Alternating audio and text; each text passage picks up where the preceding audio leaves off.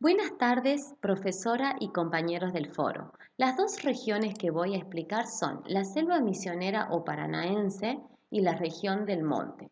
Voy a comenzar hablando por la selva misionera o paranaense, la cual es una de las selvas más importantes de nuestro país debido a la riqueza de su biodiversidad. Esta selva se encuentra dentro de la región forestal misionera, donde abarca una superficie aproximada de 2.960.857 hectáreas en la provincia de Misiones. Esta selva se encuentra dentro de la selva subtropical húmeda que cubre las cuencas altas del río Paraná y Uruguay, al sur de Brasil, este de Paraguay y extremo noroeste de la Argentina. En nuestro país, esta selva abarca casi toda la provincia de Misiones, la cual está comprendida en la extremidad meridional de la cuenca del río Paraná.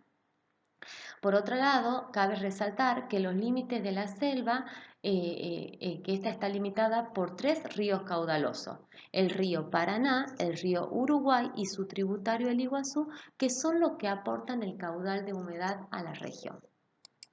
En cuanto al relieve, el relieve de esta región y su patrón de drenaje están dominados por una meseta basáltica que alcanza altitudes de más de 700 metros sobre el nivel del mar. Por otro lado, sus sierras más importantes, las sierras de Misiones y las sierras del Limán, forman una columna vertebral de rumbo noreste-sureste que divide las aguas del río Paraná y del río Uruguay, constituyendo el eje central de la meseta.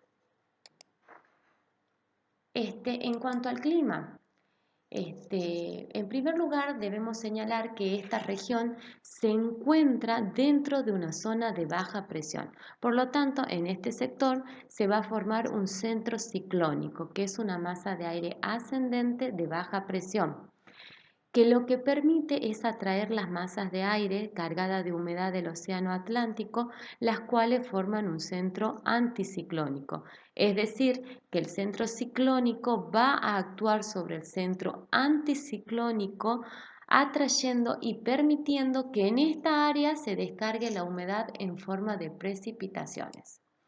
Por otro lado, si observamos un climograma de la selva, podemos decir que tiene un régimen isohidro. ¿Qué quiere decir isohidro? Que no existe variación de precipitación, o sea que su clima es subtropical sin estación seca, lo que significa que llueve a lo largo de todo el año. Si observamos, las precipitaciones medias anuales varían desde 1.600 a 2.000 milímetros y la temperatura media anual ronda los 20 grados centígrados. Este, todo esto, eh, todo esto lleva a que esta zona sea altamente húmeda, por lo tanto se dan todas las condiciones para que haya una gran variedad de especies vegetales, como así una muy rica cobertura vegetal. Bueno, eso lo vamos a explicar más adelante. Bueno, en cuanto al suelo de la selva, estos suelos están formados por partículas finas debido a los procesos de transformación del material basáltico bajo las condiciones de clima cálido y húmedo. Estos suelos, como deja ver esta imagen, son muy característicos por su color, son rojos, lateríticos ácidos. En la zona de la meseta, en la zona de las mesetas, son profundos, evolucionados, ricos en óxido de hierro y de aluminio, no así en las áreas más escarpadas, donde abundan afloramientos del basalto. En cuanto a la vegetación, como dije anteriormente, esta selva forma parte y alberga la mayor biodiversidad que se registra en nuestro país. Por otro lado, en cuanto a la vegetación, su vegetación es subtropical, pertenece a una vegetación de la selva subtropical húmeda con una muy variada cobertura vegetal en donde podemos notar la presencia de todos los estratos, uno mayor que sería el arbóreo, otro arbustivo, otro herbáceo y uno mucinal al ras del suelo. Por otro lado, cabe resaltar como dato característico de esta región en donde se observa la presencia de liana, epífitas, enredaderas, orquídeas, los claveles del aire. Hacia el sur de la región, la vegetación predominante es la sabana, con una gran variedad de gramíneas. Perdón. Bueno, en cuanto a la vegetación, se puede distinguir en la selva dos subregiones, la selva mixta y la de los campos. En cuanto a la selva mixta, en esta subregión, los árboles crecen compitiendo por la luz solar. Es por ello que estos árboles van a ser de troncos delgados, de copas altas y frondosas que forman un dosel. Por debajo de este dosel van a crecer árboles más pequeños con menos requerimiento lumínico, que crecen de forma más lenta y más aislada. Por otro lado, cabe señalar que por debajo de los árboles llega muy poca luz solar, por lo tanto se va a formar un microambiente llamado sotobosque. En este sotobosque van a crecer arbustos, cañas, helechos, plantas herbáceas pequeñas adaptadas a vivir en estas condiciones. Por otro lado, si se observa el suelo de la selva, hay una gran hojarasca y materia muerta que alberga a descomponedores como los hongos, los líquenes, el musgo, y como dije anteriormente, todos estos estratos están interconectados por lianas, epífitas y enredaderas que son características de esta región y que crecen sobre los árboles. Entre las especies arbóreas más importantes podemos destacar el cedro, el apacho, el guatambú blanco, el laurel, la quina, la mora, el peteribí, el pino paraná, bueno, entre otros. En cuanto a la subregión del campo, esta abarca una porción muy extensa del ecotono, que es la zona de transición con el Parque Chaqueño, en donde la vegetación predominante es la sabana de gramínea, que se alterna con matorrales y con bosquecillos que acompañan los cursos fluviales y en algunos lugares forman isletas llamadas mogotes. Las especies predominantes del campo son el paspalum, el panicums y el eragrostis, entre otras. Estas son las más importantes, digamos. En cuanto a la fauna, entre los mamíferos se destacan el hurón mayor, el puma, el yaguareté, el zorro del monte, entre los roedores la paca, el acuti, la ardilla gris. Y como dato importante, cabe resaltar que esta región representa más del 50% de la avifauna argentina, albergando a más de 550 especies de aves en la provincia de Misiones, de las que podemos nombrar el águila selvática, el águila viuda, las pavas, los loros, los tucanes, bueno, entre otros.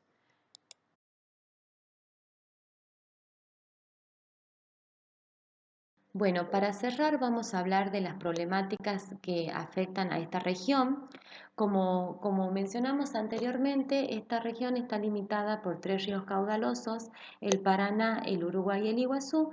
Si bien los tributarios de estos caudalosos ríos no afectan directamente su caudal, sí contribuyen al deterioro de esta región debido a las actividades humanas realizadas aguas arriba, en donde se pudo observar un mayor uso de fertilizantes y pesticidas empleados en las actividades agrícolas en la cercanía de ríos y arroyos, contaminando y produciendo la mortandad de peces y aves.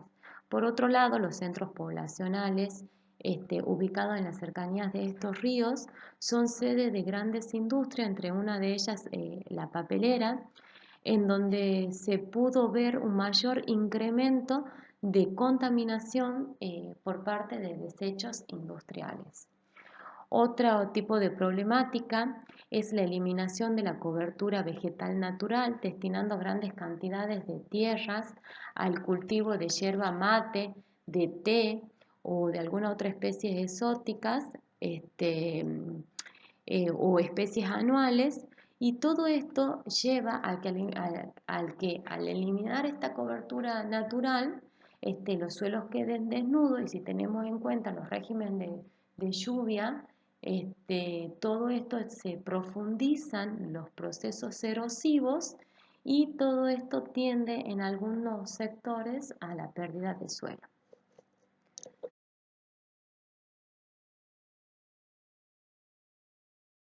Bueno, ahora voy a continuar explicando la región del monte, la cual abarca una franja longitudinal en el centro de nuestro país, ocupando las provincias de Salta, Catamarca, La Rioja, San Juan, Mendoza, San Luis, Neuquén, La Pampa, Buenos Aires, Río Negro y Chubut. Esta región ocupa la ladera de los cerros y de los extensos valles y bolsones ubicados en las depresiones resultantes de los cordones montañosos de los Andes y de las sierras pampeanas. Hacia el este forma amplios ecotonos con el Parque Chaqueño y el Espinal. En cuanto a su clima, el clima del monte es árido con zonas semiáridas, donde se pueden distinguir dos tipos climáticos bien diferenciados.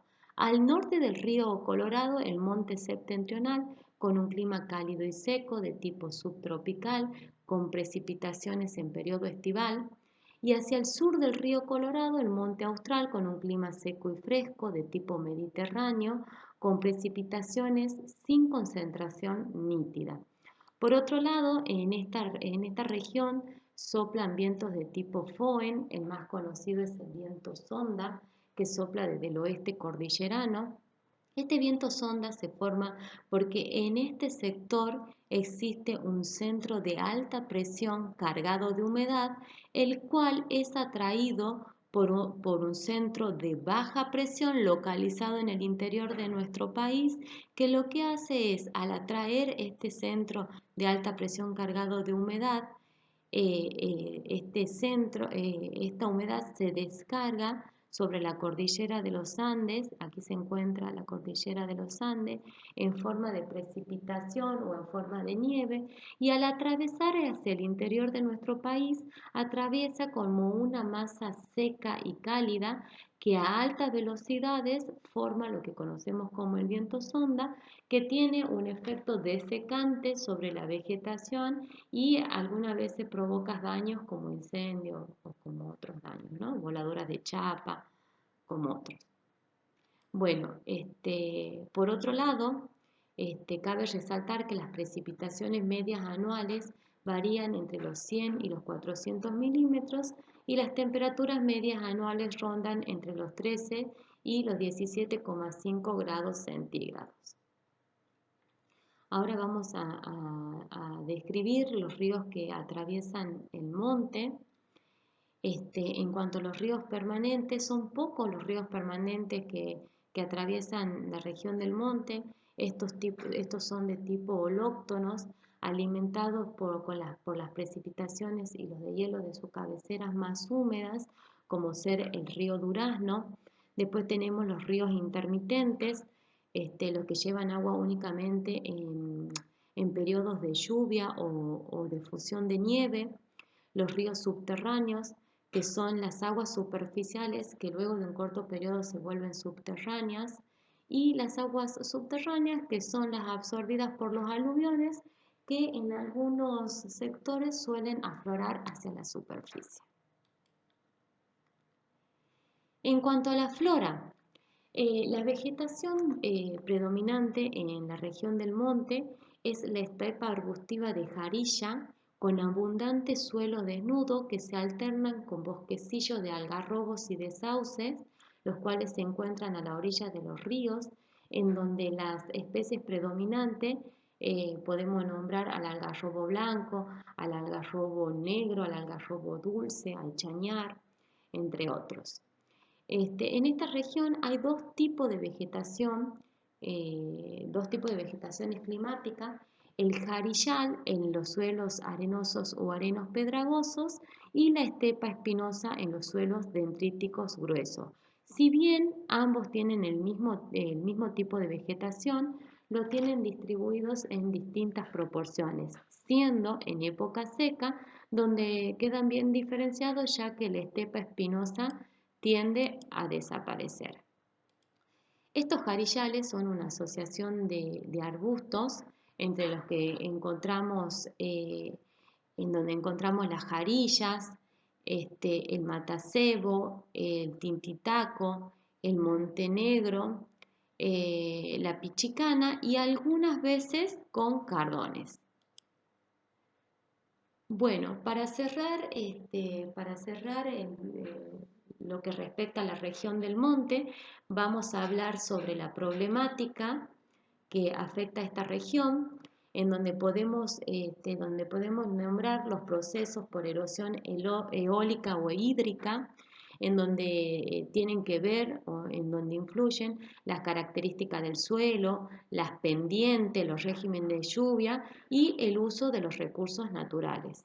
Por otro lado, tenemos la explotación forestal en la zona de los valles y de los bolsones, que sumado a la ganadería, que lo que hace la ganadería es compactar el suelo, tiende a una eliminación de la cobertura vegetal. Y otra de las problemáticas es la caza indiscriminada, que provoca una fuerte degradación de la fauna de esta región, en donde generalmente esta caza indiscriminada es de vertebrados, por considerarlos, ya sea por considerarlos daños. Ay, Hacho, ya estaba terminando.